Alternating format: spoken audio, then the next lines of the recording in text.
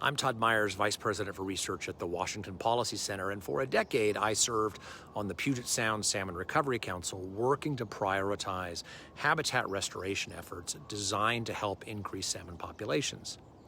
Recently, an article by Seattle Times environmental reporter Linda Mapes highlighted the truly remarkable returns of chum salmon last year. She wrote that the chum runs, quote, kaboomed in 2024, increasing in some places to 10 or 20 times their usual numbers. Now, that's great news, and we hope that there will be similar results with other salmon. But as the case too often with Linda, she links the good news with a political agenda, not the actual science of salmon recovery.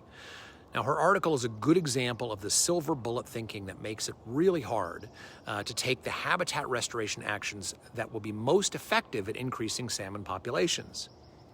So in the story, Mapes points to the removal of the Elwha dams more than a decade ago, and particularly the removal of aquaculture net pens near Vancouver Island 3 years ago for the sudden surge of chum populations.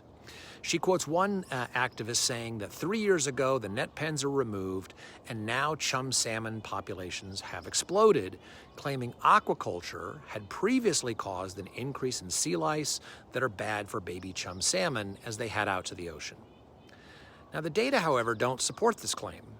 Instead, the data point to favorable ocean conditions as the reason the chum salmon population exploded. So when I read the article, I wondered how could we test the claim that the removal of the net pens or dams were responsible for the population increase. And the easiest method is to see whether there were similar increases in chum salmon returns in 2024 elsewhere across the Pacific Northwest, places that were not impacted by net pens or the Elwha dams. So the place with the best data going back decades is in the Columbia River, where data about salmon returns have been collected at the Bonneville Dam since 1938. Those data show that in 2024, there were 1,135 chum salmon counted at the dam. That is double the number of 2023, 4 times as much as 2022, and 54 times as much as 2017. In fact, chum returns were the highest at the Bonneville Dam since 1954.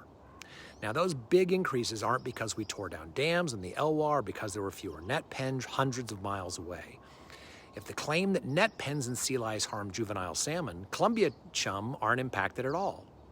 Focusing on local issues like the Elwha dams or net pens ignores the fact that the data show a population kaboom across the Pacific Northwest.